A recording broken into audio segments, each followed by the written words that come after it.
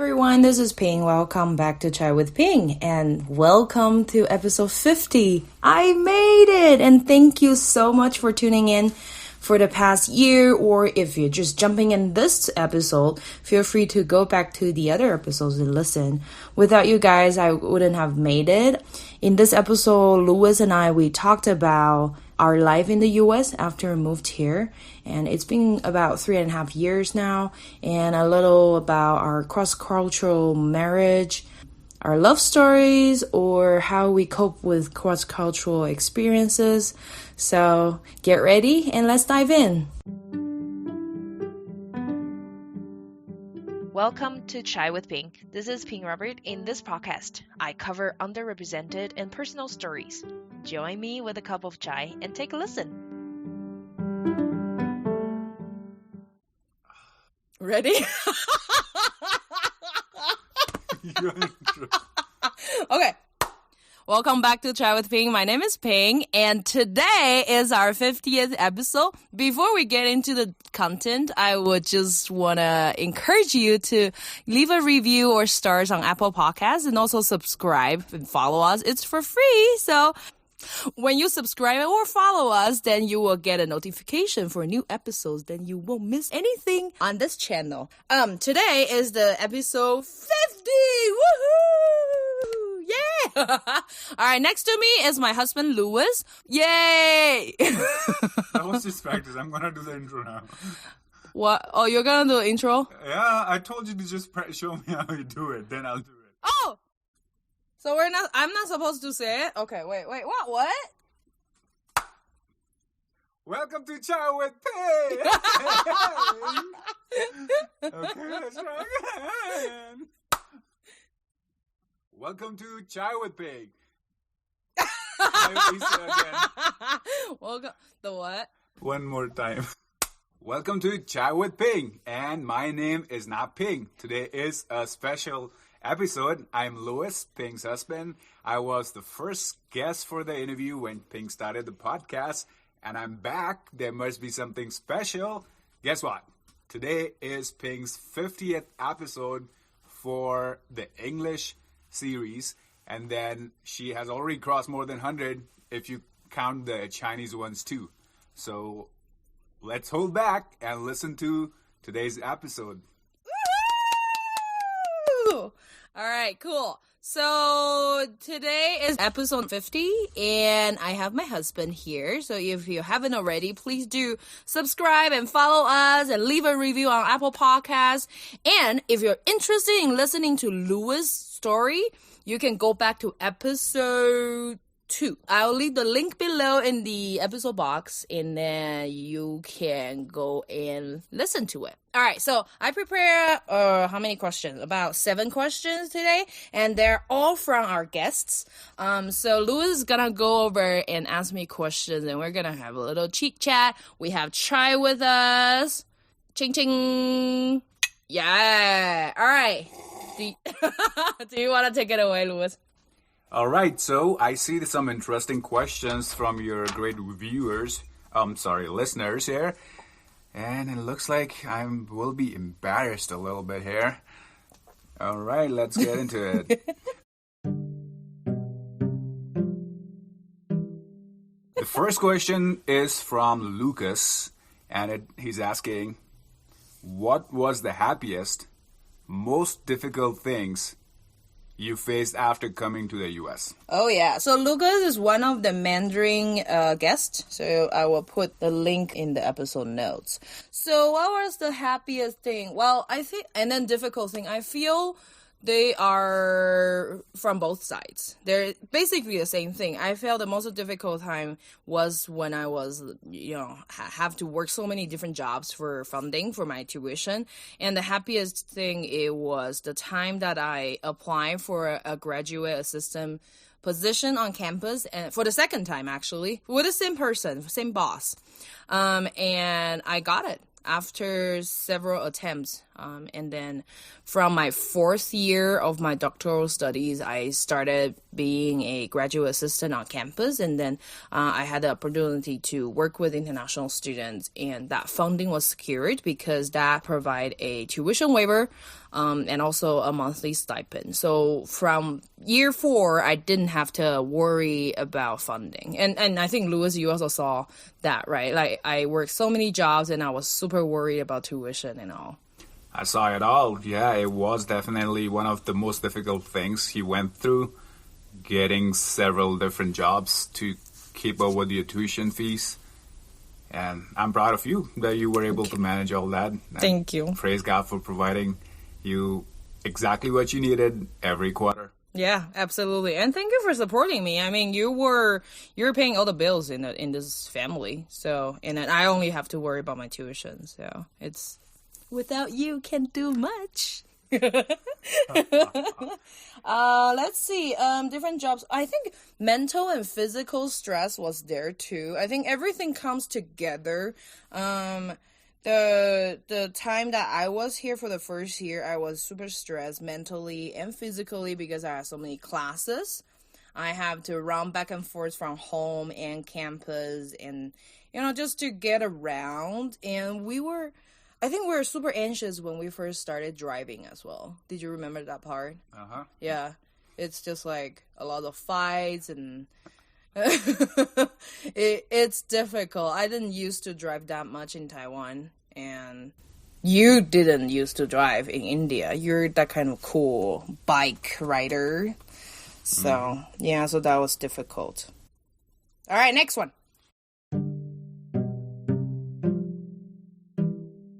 All right, the next question is from Andy. Andy asks, some people who travel experience something called culture shock.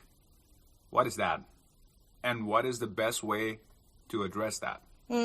Andy is one of our English guests, and then he talked about how he got through his education to become an educator. And He's from England? oh, no, Andy is from here, from the US. He recently got his PhD, so congratulations, Andy. Culture shock. You can chime in this one as well. I think both of us, we encounter some of the cultural differences. I think for me, what culture shock is when things are different from we expect. For example, I was not expecting going to India and then I need to adjust the way of walking. Like the directions are different. And then people drive on the left. Is that how we say it? I don't know. Anyways, it's just opposite to Taiwan and the US. And I think it's also like the thinking, the way of doing things, and I probably need to accept that difference. What do you think?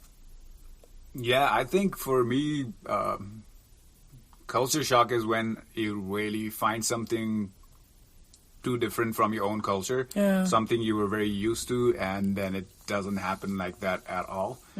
Of course, when you move to a different culture, you'll see almost everything different happening differently. Some things won't shock you as much. You might be a little prepared, or even if you're not prepared, the difference is not as much. But then there are certain things where the difference is so drastic that you get a shock. Definitely. And yeah, I definitely had those different culture shocks back in Taiwan and also here in the US. Yeah.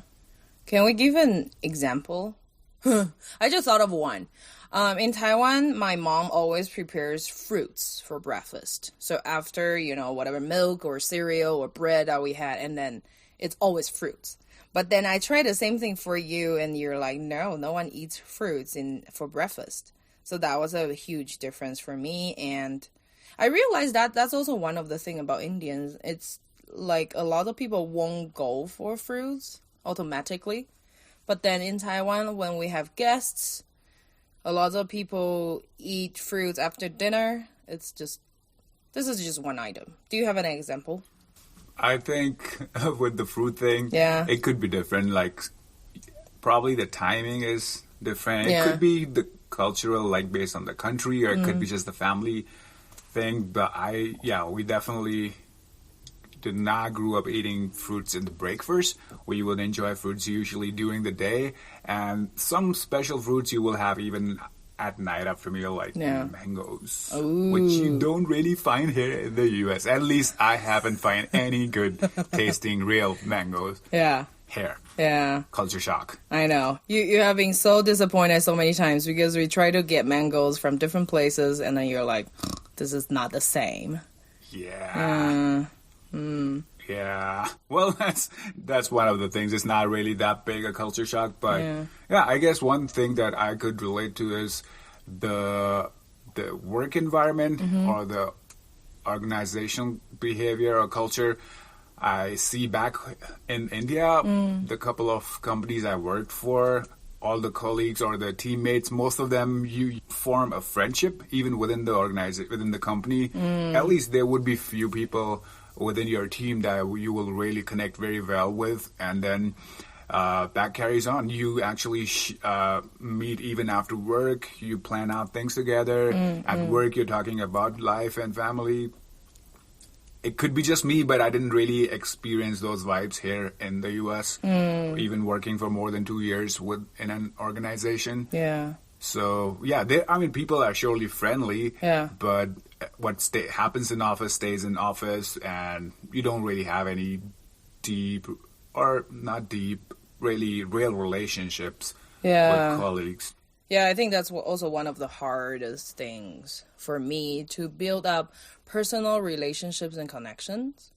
And I was just thinking about this question. It's just, sometimes it's not all about shocks, but it's just realizing the differences. For example, I will always wonder if I do this thing, is it culturally appropriate or people get familiar with this way of doing things? I don't know if I will offend anyone speaking this thing. I remember, like, there were times, there was a time that I said to Charles, is like, are you gonna eat more? But it's just like a caring way or a funny way to say it, but then you feel it was more of offensive. So it's a different way to say, and it could be just personality, right? Like I speak on top of my mind and I don't think for other people, but you're more cautious and you're more friendly in that way. So there's also like those kind of differences. And then I think my conclusion for this one is like, how do I address culture shock or differences is, there was a video I saw. It's like a short commercial. I will put it in the episode notes. So it's just those two things.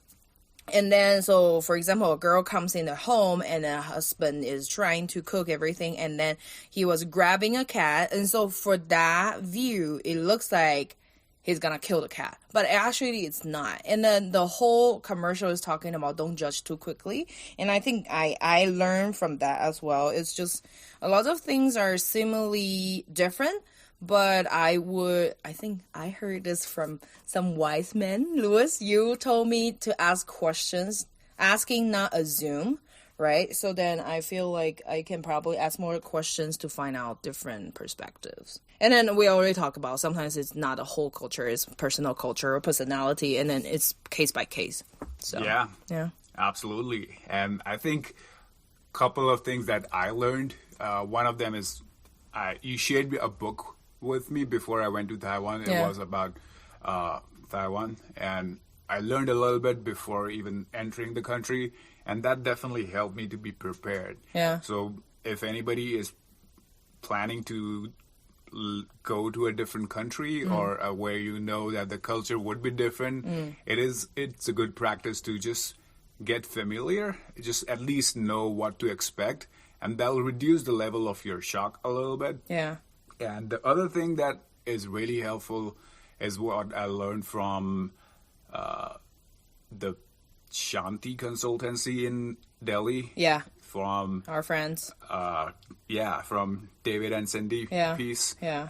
And what they shared is that the culture is basically, there's so many different layers in a culture, and one of them is learning the norms of the culture, that why do people do things a certain way. And when you learn why, and then you are more expected, you accept it more. And then apart from that, it's also that you don't judge other cultures with the rule of your own cultures. Because your culture is doing certain things because of your cultural background. But the other culture is doing those same things differently because of different reasons around that. So don't try to judge a baseball game with the cricket rules. Ooh, that's a good analogy. Yeah, don't try to judge an American football with the soccer rules. So totally. That's something could be helpful in this question. Yeah, I think what you mentioned I totally agree. I feel like a lot of times that we judge a culture and we judge an incident, like why do Taiwanese do this? Why do Americans do this? Why do Indians do this? But then it's somehow just differences. It's not right or wrong. And I feel like after coming out from my country for so many years now, it is... I think I still have to educate myself not to come to the judgment or the conclusion so fast, and also just to recognize their differences. You ready for the next one? Third question is from Lynn. Lynn is asking, maybe how to navigate applying for a PhD and what's it like juggling work and studying. Lynn is one of our English guests, and then she talked about sexual abuse, and it was a wonderful episode, and she has a book, so I highly recommend people to listen to that one. So there are two questions actually. So navigating applying for PhD. For me, I feel like because I'm in between, I'm a dual citizen, so I'm a Taiwanese and an American. So there will be a little different than a real international student applying for doctoral or master programs here in the US. But I can tell you the rough idea. So usually international students will apply the year before, and then that deadline is usually like November or December. And then they will take a few months to kind of go through the process, and then maybe interviews or review your materials. And then in the next March to May, so that's usually the notice time. So they will tell you, sorry, we cannot accept you, or we accept someone else, or congratulations, we are very happy to have you in our program and all that. And then through like April to summer, that's also the time for like visa processing, and then they'll send you an I-20, which is a very required document that you go through with your visa to the US. And then that same year in fall, usually that's when people will come to the US and start studying. Majority of the students come in fall. Still, some people can defer or they can come early depending where you are. And that's case by case, so you can always consult your program. For me, I missed the deadline of December, but also I go to my university's program, and then they said it's on a rolling basis. So that means they will recruit students continuously. So then I applied in 2017 around Lunar New Year. So then I went back home for Lunar New Year, and then I took like about 2 weeks to kind of write out all the materials, and then later I took an exam for GRE and TOEFL for sure. Language, unless you're in a English-speaking country or you were educated in English, like Louis, you were educated in English, so you don't have to go through that TOEFL or IELTS, right? I think we still need to. You did? Did you do it? I'm not studying here, so I don't know. But you were not required in Taiwan. In Taiwan, I try to get an exception. Okay. I just convinced the committee that, hey, I have been working in companies totally operating in English, and I don't think I need a TOEFL. And somehow they got convinced, so I had to do it. Okay, yeah. I didn't really ace my GRE. GRE is so difficult. There are two parts, verbal and quantitative. So basically English and math.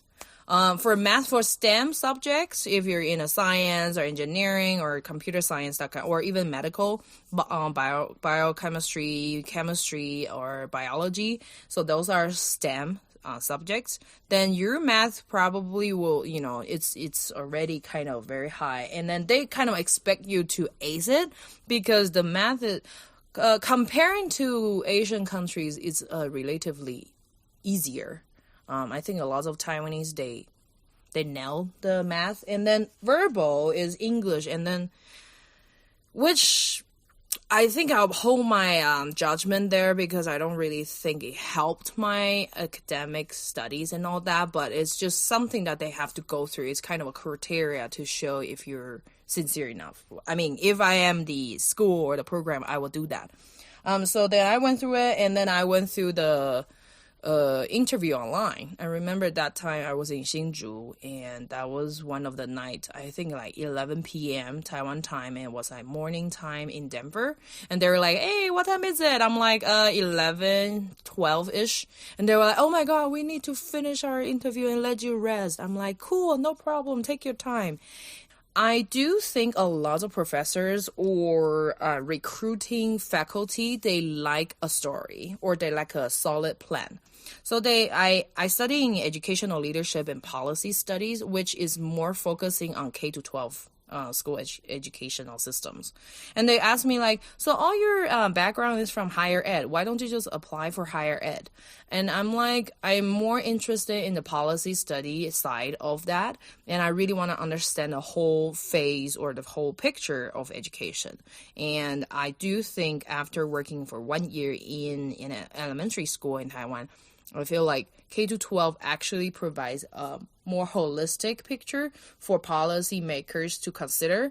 And if I'm going to make policies or recommendation, that kind of things, I should probably go through that phase of studying K-12 equity or social justice through education.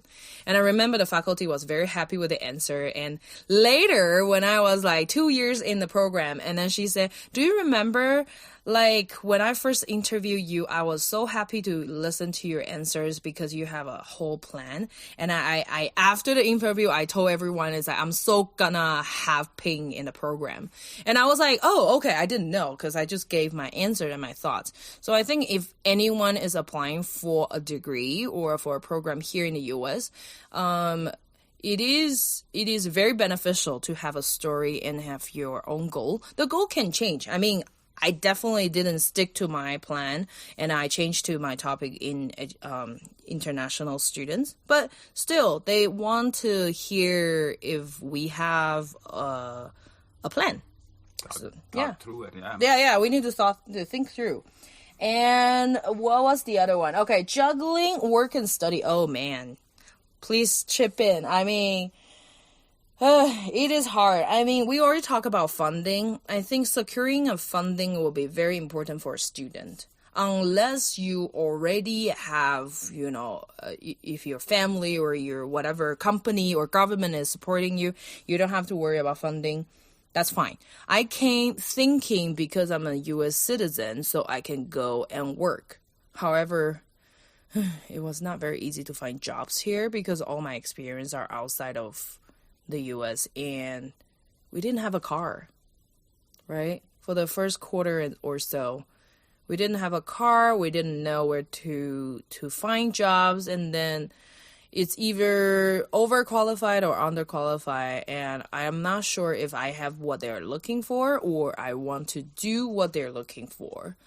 So that was hard.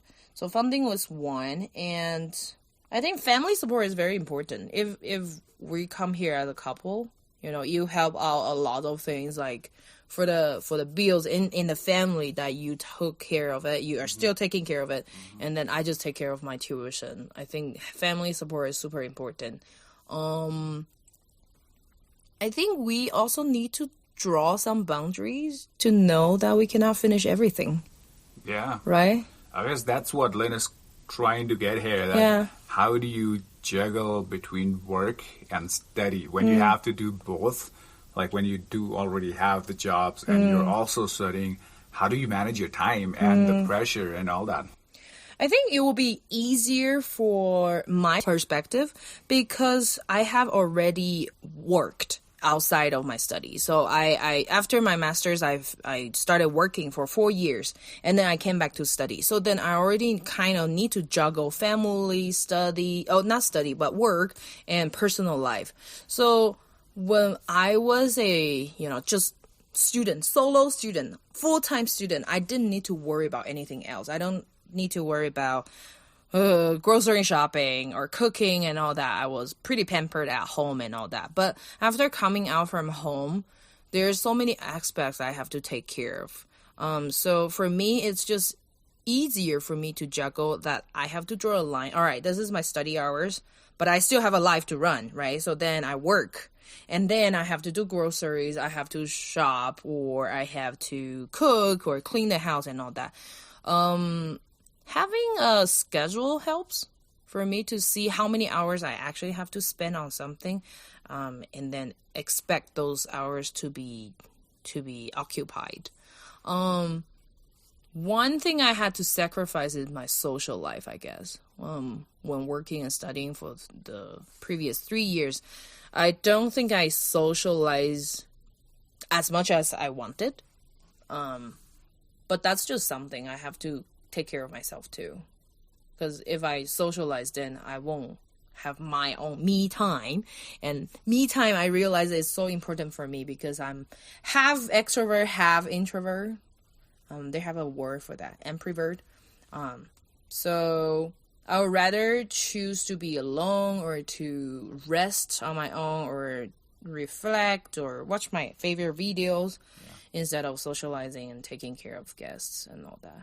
Not that I didn't, but definitely to a limit, right? Is there anything that you saw me doing or how you did when you were in Taiwan?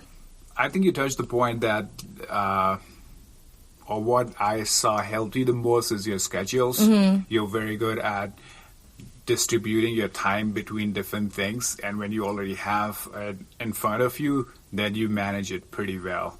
I don't remember you missing a lot of things that were really needed to be done because you already had given those things a time slot. Yeah. And I think your 3 years living in India and working, living alone, also kind of trained you to, as you were mentioning, juggling between work and groceries and your daily routines. Yeah. I guess that probably helped you a little bit. But yes, of course, moving to the U.S., it added another element of working, living the life, doing your errands, plus studying.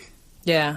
So I believe you did it pretty well. Yeah, thank you. All right, let's go to your next question.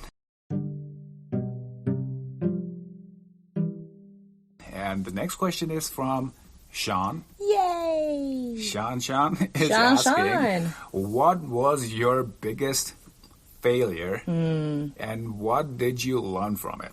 Sean is the second guest on my English side. And thank you, Sean. Actually, he provided a good story for Asian American, and it's also one of the most played episodes. Feel free to go back and listen to his stories. What is my biggest failure and how did I learn from it? I'm combining this one with another question because Tingy also asked about my married life. I have to be honest. I think throughout my upbringing, I think I'm very blessed not to have a lot of struggles or failures on my own. Of course, I cannot control other people's lives, but for myself, I always see a lot of grace and blessings or even gifts from God. So then, study-wise, I didn't really go through a lot of failure. But I feel like marriage is the hardest thing I've ever faced. It's also because, we are each other's first love. I never really used to live with anyone else or to have a second opinion on my life choices, especially after college, right? I kind of had an independent life. And my parents gave me a lot of space and independence. They want me to have independence. So marriage, it's really hard. Not to put you down here, but Louis, it's just something that I recognize. There's no, criticism. I just recognizing this truth and fact in my life. I feel like for the first time it's totally out of control. I cannot control you. I can't even control my own emotions because when I reflect or I have that kind of reaction to different things and we had to communicate, I'm like, no, I want to shut down. I am never really used to communication. It's just like I think for my background, it's just like we shut down, we don't talk about it, and I didn't have to talk about it because my parents don't kind of irritate me. and yeah, my brother, we have our own life. We don't interfere each other, but I never had that kind of teamwork experience. And then it's so much on a personal level. So I think that was hard for me. And that's also one of the times that I realized that seriously, I cannot depend on myself. God, if you leave me and Louis together, you gotta help me through. There are a lot of perks and tips for communication, and humility is an ongoing process of learning. I felt like it was very difficult to share what I was thinking because I kind of expect you should be knowing everything that I thought, since you're, my lover and my husband. But then you had no idea, right? Yeah. Most of the time you didn't have a clue or an idea why I was upset. And I was so easy to be upset.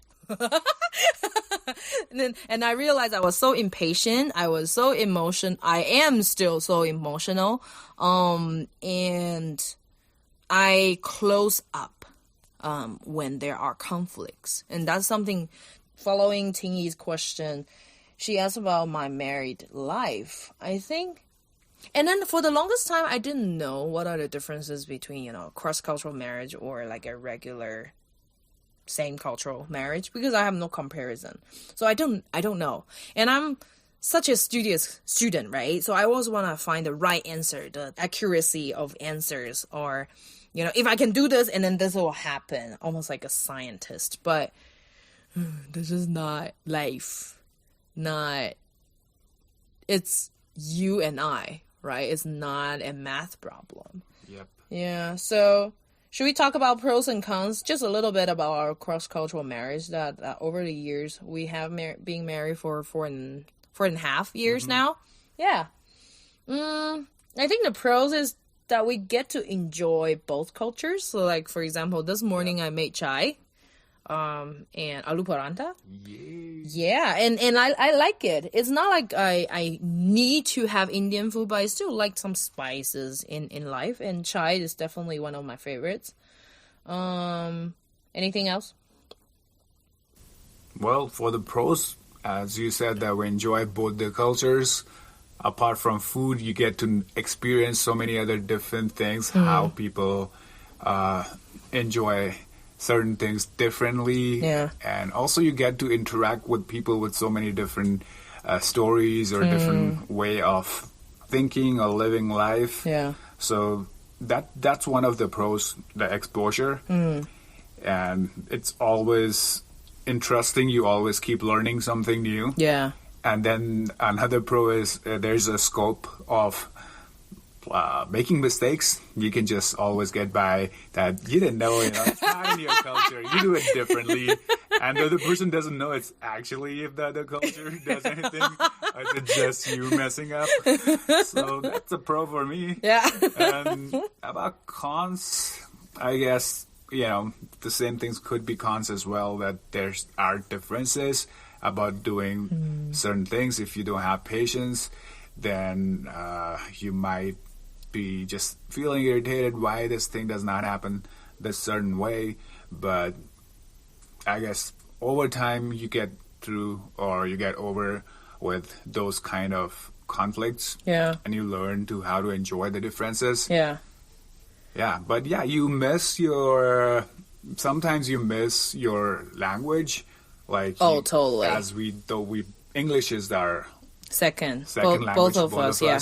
So sometimes you wanna, speak in your first language to your partner certain things, and when you are not able to relate to the things that you grew up watching on television or the jokes that you made with your friends, you cannot always explain a joke to your partner if you are from a cross culture, and at a moment you just kind of give up, that never mind. Yeah. Let's listen to some English stuff.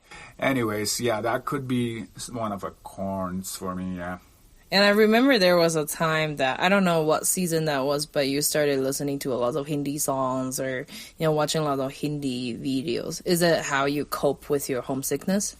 I guess so. Because I guess the only time I speak Hindi is now when I talk to my family back home. Yeah. Otherwise, I'm speaking just English here, listening to English all the time to keep me sane. I have to go back and watch some Hindi on the television or YouTube or Netflix or just listen to some music. I even listen to the worship music in Hindi, which I definitely love and enjoy. It's not just because of I'm away from home. Yeah. But I started listening Bible in Hindi, which I never did back in India. Yeah. So YouVersion has a Bible Society of India version, which is audible in Hindi, and Is it dramatic? The one that you showed me? Yeah, the one that it has a background music, very classical Indian music. And like the sitar. Yeah, and some other ones too. And plus, when I listen to the pure Hindi going in my ears, it feels so good. Yeah. I feel you. Yeah. Yeah. I think I did the same when I miss home, especially during like Lunar New Year and seeing everyone on Facebook or Instagram showing their 年夜饭, like the New Year's Eve dinner. And so then I'll turn on YouTube and see some of the cooking shows, cooking videos. And then I never really miss Mandarin or Taiwanese or Mandarin songs.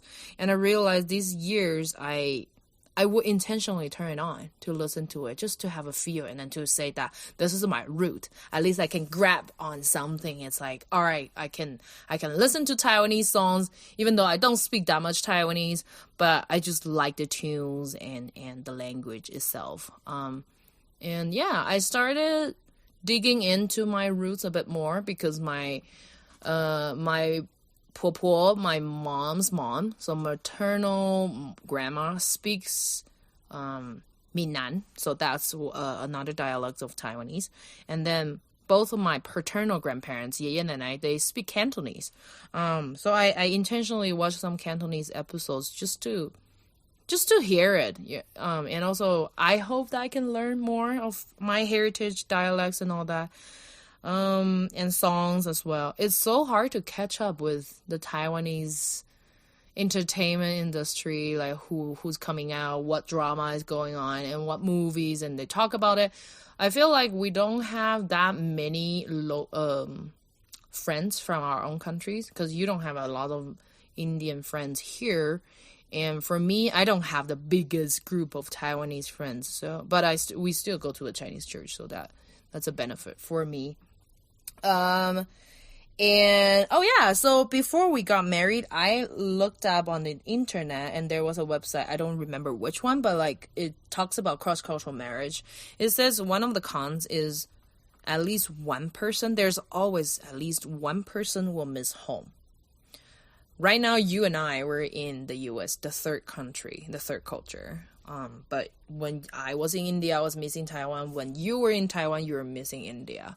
And so I think that's just one of the things that we have to be patient about. And I try to accommodate a little bit, like when you're missing home during Christmas, then we try to make gujia and the Christmas cake Yeah. That definitely helps. Yeah, and then I remember that you bought a whole steamed fish from a Chinese restaurant for Lunar New Year, or even just like the Chinese food on that day, and we got to enjoy that. So I really appreciate that, what you did. It's just something that we can do for each other.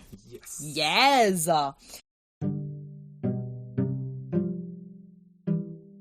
Carol is asking to share your love story. Yeah, Carol is our pastor's wife. All right.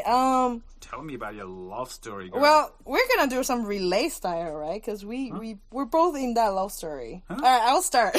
Really? Okay. Go for it. Okay.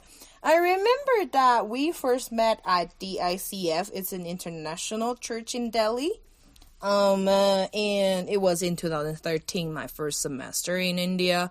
I didn't know I was gonna extend my contract. I thought I was just gonna be there for one semester. But like after the first month, I decided I'm gonna extend it for a whole year because it's just like so much challenge, right? And I really want to conquer all those challenges. It was definitely not easy for me, but being in India, it feels like there is something I can complete a mission being there. So we met at church, and then we started chatting, right? Mm-hmm. You found me on Facebook, and then we started chatting on Messenger. Yeah. Yeah, and then that month I was back in Taiwan. Yeah. Yeah, and then at that time we didn't have like super uber smartphones. Yes. So it was a little difficult to respond, and also your work as well. You cannot really check your phone at work. Yes. And there was like 2.5 hours time difference. Actually, I met you for the first time. I had an impression on you, and then I went back to my dorm. I actually did a prayer. I mean, I also put it in our wedding video saying that the first time I saw you and I went back home, I prayed that God, this guy looks really nice. If there's any chance that for us to develop a friendship, cool, I'm open for it. But I also pray for him will meet the right person, and also, just guide him for his lifetime. I didn't know if you were Indian or not the first time I saw you. Right? And yeah. What was your first impression for me? First time I saw you, I didn't know you from Taiwan. I thought you were from northeast of India because you were wearing Indian kurti and jeans. Yeah. That's very common. Yeah. Yeah. I thought you were handsome. Aww. And super tall. I thought you were beautiful. Thank you. The first time I saw you at church, you definitely called for my attention, or the second look, or then the third look. But anyways, I was up in the church. So I didn't want to, make you feel like somebody is hitting on me the first day in my church. So I definitely did not approach you. Ooh, you held back. Yes. Yeah. How did you start looking on Facebook for me? Oh, that happened like after we talked a little bit. And then we realized we could not meet each other for a whole month. That whole next month. You were traveling. Yeah, and you were traveling. Yeah. And but then. Well, I didn't ask for your number because I was like, I'm all holding back too. Yes.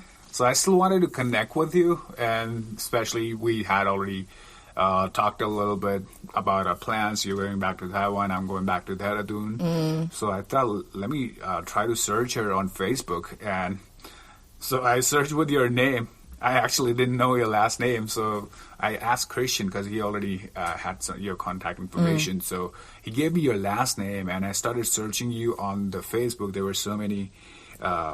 Ping Huang. That's what I thought the Huang is pronounced at that time. Huang. Sorry, Baba Mama. So I searched for Ping Huang, and there were so many, and there were guys and girls. I was like, okay, definitely not a guy. But then somehow I just realized, I just found you. Even though your picture was not that clear, I just sent you a friend request. Yeah. And then it was you. Yeah. So, yeah. That's right. I never put a headshot or like a really clear face shot on my profile picture because I feel like in the hindsight, I just feel like if anyone wants to find me, they will find me. Mm-hmm. They need to just put some effort. Mm-hmm. But I don't want random people just look at my face and add me without any effort. Mm-hmm. So maybe you're the one. And then we actually started talking after you added me. I was seriously dancing in Hsinchu in a hotel room because I was in a conference, and I was like, oh my god, Louis added me. And then I told my friend, I told my colleagues back in India, I was like, Louis added me. Oh my god, what should I do? And then we started talking. I remember 2 years later, so I was seeing the memory. The first time we communicated on Facebook, your question was, how did you find me on Facebook? That's right. And I was like, well, it was difficult, but I did it. And after 2 years, it came on my memories on Facebook. Yeah. And And then I replied to it, hey, 2 years ago you were asking how did you find me on Facebook. Now today I'm on your profile picture. Yes, I know. And I saw your profile pictures. I kind of got a little bit confused because there were some modeling pictures. And I was not sure it was modeling pictures. I thought you used to be a model, that kind of thing. And then I think for the longest time that you had that almost like a pirate look picture. Oh, we should put it in the episode note. So I thought, like, were you in some kind of acting groups or something like that? And then we talked. I have to say I'm very intentional with the whole thing because I realized that you never had a girlfriend and I never had a boyfriend either. It's not like we didn't try. We tried so much. We tried so hard, right? There were some heartbroken times, and it's not even comparable to real heartbrokens, but I feel like I am very cautious in finding the right one and then to invest my emotions and my heart in a guy. So I had so many questions, deeper question.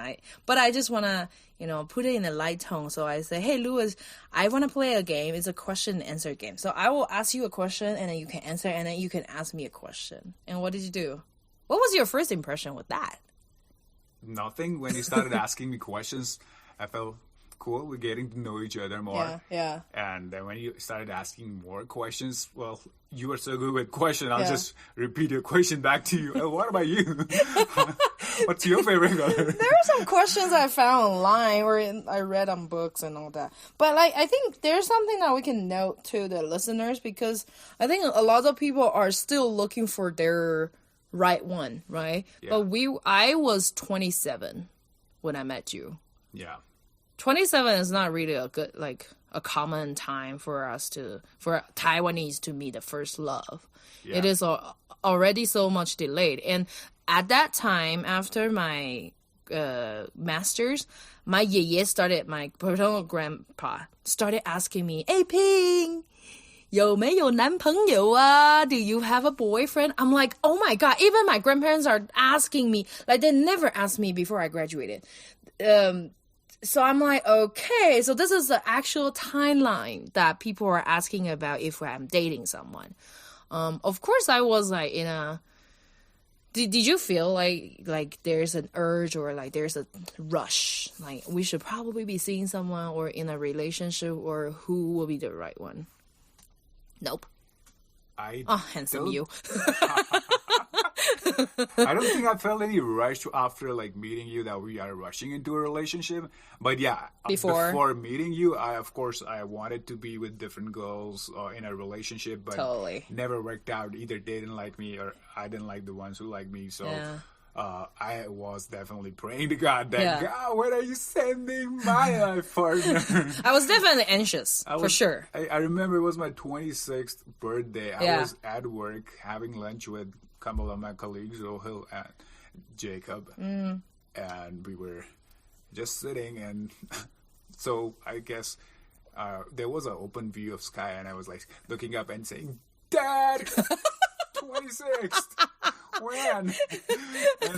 and that year we started like that year after probably that prayer or later on we started getting to know each other in that December, so 3-4 months later, and we got to know each other, and those questions actually helped us to know each other. But after a certain point when you started asking deeper questions, I knew, okay, well, it's not just me, liking her. I think she has some interest. That's why she's asking these questions. So then Smart. Yeah. And then we went to Taiwan for the first. You went to Taiwan for the first time at the end of that year, 2014. So that's about almost a year since we started dating, right? And then. Yeah. And then you started applying for a master program in Taiwan? Yep. Is it because Baba's push? I don't think that was a push, but I guess the timeline was perfect. 2014 December was just like a 10-day trip to Taiwan because I wanted to experience your culture and see where you're coming from. Yeah. It was a great trip. We even fought. Oh, So wait. that Yeah, makes totally. it real, you know. Oh, yeah. The marriage, the relationship is not real unless you have a fight. That's right. That's right. Totally. Anyways, Yeah. so yeah, your dad asked me if I want to study further, and by then I had already given up the idea of doing masters, because Okay. I was already working for 7 years. Yeah. And, I tried doing masters like long distance earlier, and after one semester I gave up, even though I had paid all the fees and all, but I just did not study. But I felt like maybe that's the timing. Maybe that's why I didn't do masters, because now if I do masters, I can live in Taiwan. So Yeah. I prayed about it, and I thought maybe this is why I didn't do masters, as all of my friends did their masters right after bachelor's, but I started working. I thought, if I want to do masters, this is the best time, and also I'll get 2 years to live in Taiwan. So I just decided to leave the job, take the whole 2 years of sabbatical from work, and just get back to work after I've done my masters. So I think that was a good call, even though my master's is not helping me to get any job here in the U.S. Well, for now. Yeah, it was definitely a great time there. Thank you so much for stepping out. And, that was a huge leap of faith to leave your comfort zone and go into a definitely not so comfortable country for you. And there were so many different stories that we can tell next time. So we got married. Actually, I think we started talking about it for the first semester when you were in Taiwan and I was in India. Yeah. And yeah, we started talking. I started to feel frustrated because I don't know where the relationship was going. And if we're gonna get married, when are we gonna do it? So you came out with a suggestion is like we should get married in between of your first year. And then yeah, because it's like after, if you graduate and then we have a lot of more changes, then it's like definitely not a great time to have a wedding or reception and everything in between. So we got married in 2016 January when you were having your winter, both of us, we were having our winter vacation. And yeah, we had our wedding in Delhi, one reception in Dehradun, back in your hometown, and the same year after I moved back to Taiwan in that July, that December in 2016, we had our reception in Kaohsiung, my hometown. And yeah, we started living together since that summer in 16. Wow, cool. Anything to add? Yeah, I think like for our married life, we both lived in each other's country, so that gave us the background of our cultures. So I know when you miss certain things, what are the things you miss, what are the things that are more important to you, what festivals or how important it is for you. So living in 2 years in Taiwan gave me all that information, I would say, and probably same to you. Then you see the intensity of different cultures, so you know how your partner can miss what things. And I guess that helps us that during your Lunar New Year or Moon Festival, or what to bring, or be a little culture appropriate, and same with you. So that definitely helped us. I think marriage is definitely not the easiest.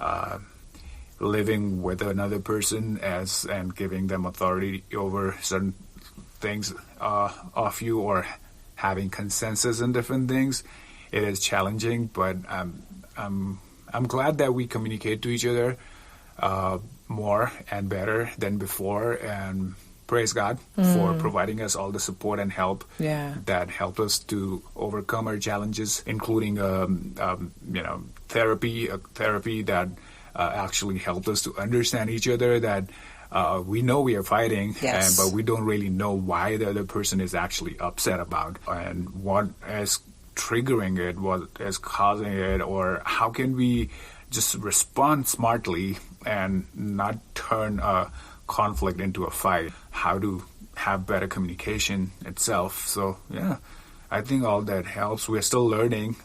I don't think marriage will always and ever be like completely smooth. I don't know, maybe some people have it. We will continue to learn, Yeah, I do feel that we are definitely way better than the first couple of years. Yeah. Oh, totally. Yeah, I think therapy really helped me.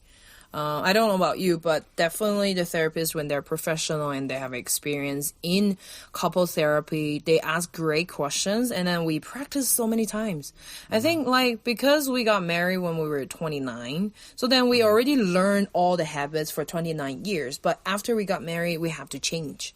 And it's just very difficult to change each other, but then the therapist helped me to change myself in thinking, in the habit of, not shutting down, and to talk about real feelings. I think there's a lot of fears or bias that I had that I never realized. For example, I never thought that I should be asking you for a day off. I think that was a huge breakthrough.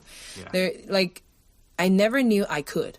Like, if it's Lunar New Year's Eve and I'm having a party, I never knew I can kind of expect my husband to be there for that party, even if I wanted you to, because I feel like I put your work in front of our marriage. Yeah. But that conversation really helped us to see, okay, what are the priorities? What is my priority? If I want to put your job in front of our marriage, then what's the whole point, right? Mm-hmm. And then I really appreciate that time that you kind of took a day off. And then also it gave me a lot of thinking. Like, sometimes I reject people's love so much that I don't even know. And I just thought that the whole world hates me. So, like, I think appropriately asking for people's favor, for their accommodation, or accepting one another's love helps me so much. And that's just one of the examples that I remember in our couples therapy. So yeah, if any couples having, well, even great marriages can have counseling as well. There are so many different questions to discuss, and it's just really fun to do it together. Of course, for us, there were crying, there were like different issues that we have to deal with, but I really appreciate the time that we spent together in therapy. Yeah. Yeah. Alrighty. The last question, is it? Oh no, last two.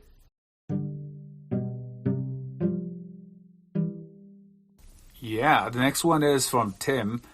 First time, share something about your first time of everything. I think we can talk about this together. Everything? I know, everything. Let's do something. Yeah. Tim is one of my Mandarin guests, and he talked about he traveling around the world. I feel driving was one of the things that popped into my mind. Mm-hmm. Driving here, I think a lot of people might agree with me. Without a car is almost like without legs for us. Can't really go anywhere.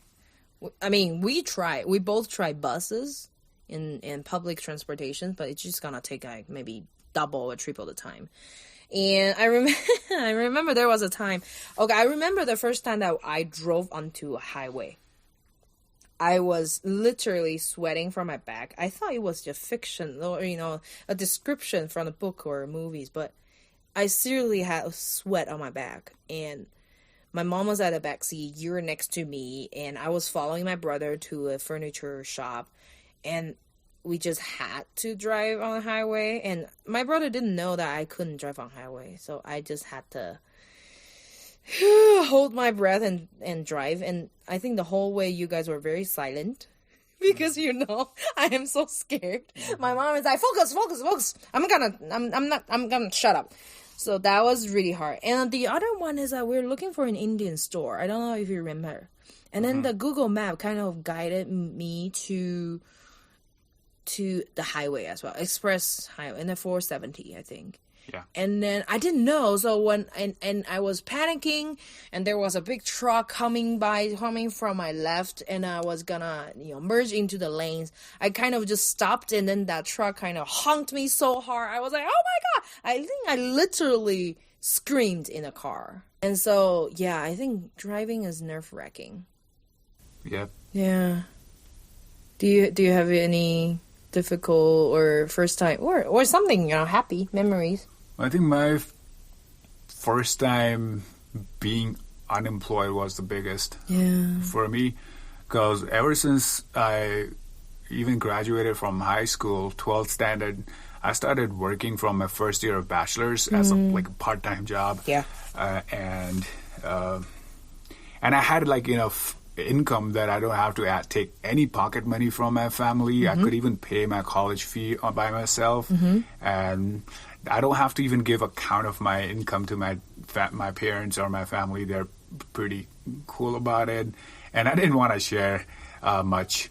I don't know. Somehow I learned from somewhere that don't ask the salary from a guy and age from a girl. So I never shared how much I make from it to anyone. But anyways, the point is that since after 12th grade, I was able to work and use my own money. Didn't have to think a lot about spending. I didn't spend wild. I did some saving, used it for some good stuff, took some trips within the country, or even used that money when I was going to Taiwan. But I quit my job before going to Taiwan. And in Taiwan, it was still okay because I'm a student. I got a part-time job on my second year, which was great. But then when I moved to the U.S., I don't have a work permit. I don't have a green card, so I cannot work legally. And I don't want to work illegally, even though I heard from some people, hey, you can do this small things and you can get paid by gift cards or, some things. But nope. That wasn't really the thing I could do. So I decided to just wait till I actually get a work permit and Social Security to start working. But that was the craziest moment for me as a first thing in my life, being unemployed without getting any income for the whole year. And that was not your choice because you're legally not allowed. Yeah, and I didn't know that it could take that long. I was expecting a couple of months because we had already applied before coming here. So I thought by that time I can just look at the job market, prepare for different things, prepare for my green card application and everything. But it definitely took longer than I expected, and that was the most difficult things I experienced for the first time. But yeah, I thank you for being so supportive as a wife, as a partner, that it was so hard on you to earn all the income at that time. And I was not even that helpful with the house chores at that time because I didn't really do a lot house chores growing up.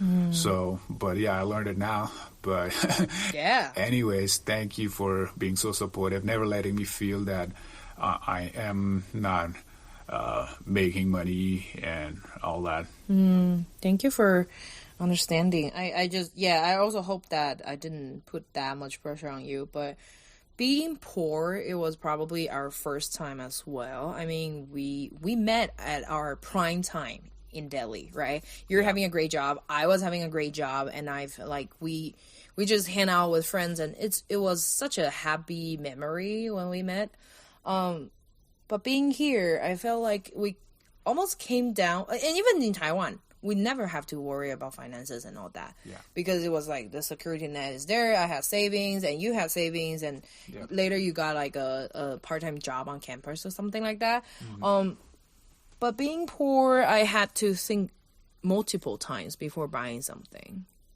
And it was just not a great feeling. Or even there were parties we were invited to, and I rejected some of the parties because they're meeting outside of the campus or outside of someone's home. So I don't think I could afford that meal. So I just kind of declined or only got some drinks and all that. I don't know if you remember, there was a story like after we got the bikes, and then I started looking for those bike lights because it's required to have those ones here in Denver. And I got brand new ones because I couldn't find the used ones for my bikes. And then I think after a week, I ride my bike to campus and work. And I came out from that after school program. I was super tired. It was dark. It was winter. I was tired and hungry. And then I realized my lights was stolen. I remember that. You were so sad. I literally Angry. Cried and rode my bike home. It was not much about my lights. I felt the whole world wronged me because I finally get a chance to buy something brand new because we got so many used things, which I have no objection to, right? But like this is really something that I couldn't find, and I had to buy it brand new, and then it was delivered. It was stolen after a hard day of work. Yeah. And it's just the whole emotions collapse and a mixture of everything. Homesickness, sorry for myself, pity on ourselves. Why are we not having enough money? That for now, it's only like a $10 light. I wouldn't think twice to buy another set. But at that time, even $10 was like, we have to think about it. Yeah, I guess that was a phase we were supposed to go through, like transition phase, coming to a different country, starting from the scratch. And not that, you had no resources as help. Probably your family could have funded your things, but you didn't want it to take as much support as long as we are able to manage it ourselves. And I'm glad that we decided that, because first of all, we were like, okay, when we say poor, it was like we had to think multiple times before spending, but it's not like we are starving or anything. Yeah. By God's grace, we always had enough support, even from your family in the beginning days, that we could, or our savings that we brought in from our previous jobs, that kept us, and I guess that was all by God's grace that we were able to survive pretty well. It wasn't like starving at all, but it was definitely that when we were both on our prime, as you said, in India or Taiwan, we didn't have to think twice about going to a restaurant or anything. But we had to once we were in this transition phase 3 years back. But I feel that all these first times definitely help us mature. Definitely. I believe that all this hardship help us train perseverance. Yeah. And that way we are trained, like you don't ever know what happens in the future, right? Yeah. But we have gone through some tough times together. It's compared to what our families or parents did at their time and age is nothing. Yeah. But it is something for us that we can look back and be grounded, be humble, and also be aware that what challenges other people could go through during their first few years in different countries. I feel like we have grown to be more understanding on the financial side, and also we grew some skills in finding bargains and live on a budget, or finding out great treasures from different places. And God definitely provided, and He's continuing to provide what we need. Seriously, I just got a kettlebell yesterday in the alley for free. And it can be a great place to be, we can get so many things which are cheaper, which I don't really think we can get it in Taiwan or India with that price. Yeah. I guess another first time for me was the woodworking. During my unemployment times, I was just helping David to clean up the front yard by chopping the broken branch of the tree into smaller pieces. And while just chopping that into smaller pieces, I thought, well, I think I can make use of these and do something with it. And I just built a couple of things during that unemployment with borrowed tools. Made that toothbrush holder for our anniversary as a gift for you. And I guess that was the first time I ever knew I could do any kind of woodworking. And now it's 3 years later, I have done so many different projects and, learning more. And, that was the first time. So, during your unemployment, you can learn some new skills. Yeah, definitely. And I think I'm going to, go into the next question, because we did talk about, loneliness or a lack of community, but it's just, I think it changes along the time. And I think a lot of immigrants or international students feel loneliness as well. And, we can probably talk about that more in the future episodes. Let's get into the last question. The last question is from Andrew. Andrew is asking about the origin of the podcast. Why I started a podcast. So for the listeners, if you're here for the first time, you probably don't know, but there are 2 channels that I run. One is on the Mandarin side, so there will be Mandarin episodes and fully in Mandarin. And Chai with Ping is fully in English. I wanted to create understanding between different groups. Whether it's like racial groups, religious groups, or socioeconomic ones, or even like marginalized groups. I feel like a lot of people who traveled around countries and they start living in that culture or the countries, immigrants' voices are not usually heard in a society, and I feel there's something that I can do about it to create that space to share their experience and stories.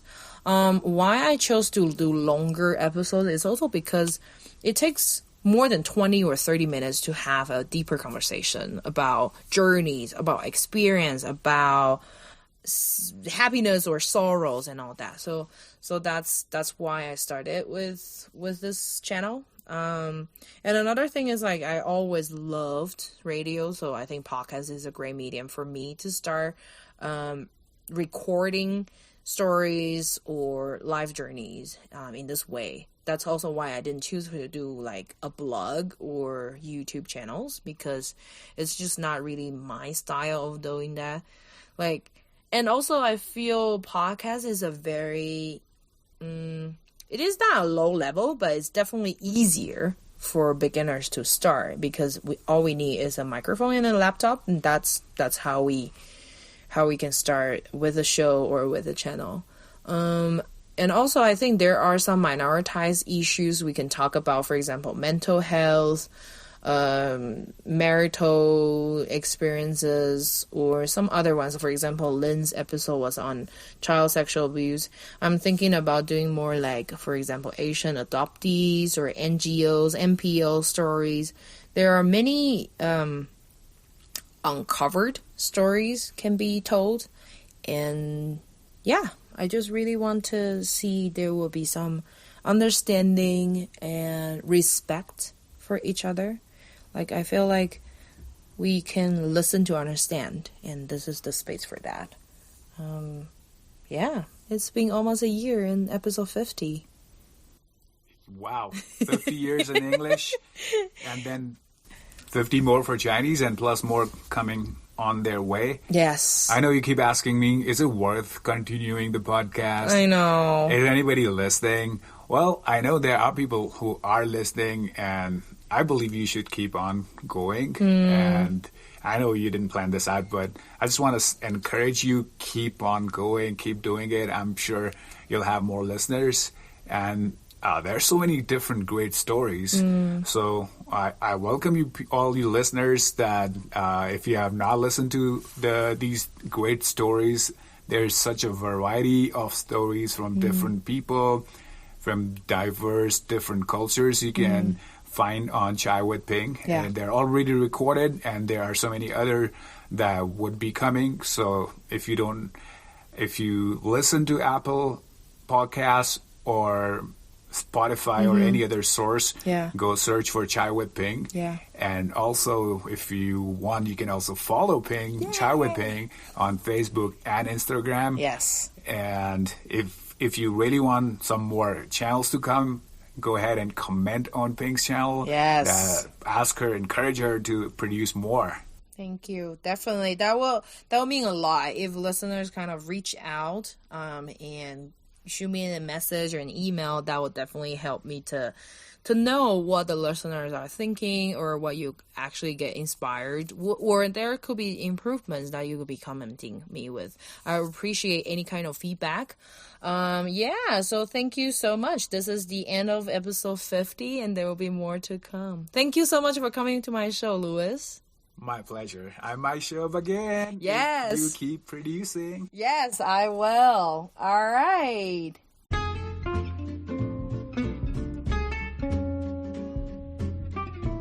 Thanks for listening to Chai with Ping. If you think someone will benefit from this episode, don't forget to share with them. You can also follow us on Facebook and Instagram. If you like my show, you can buy me a chai with small gifts. Details are in the episode notes. Till next time!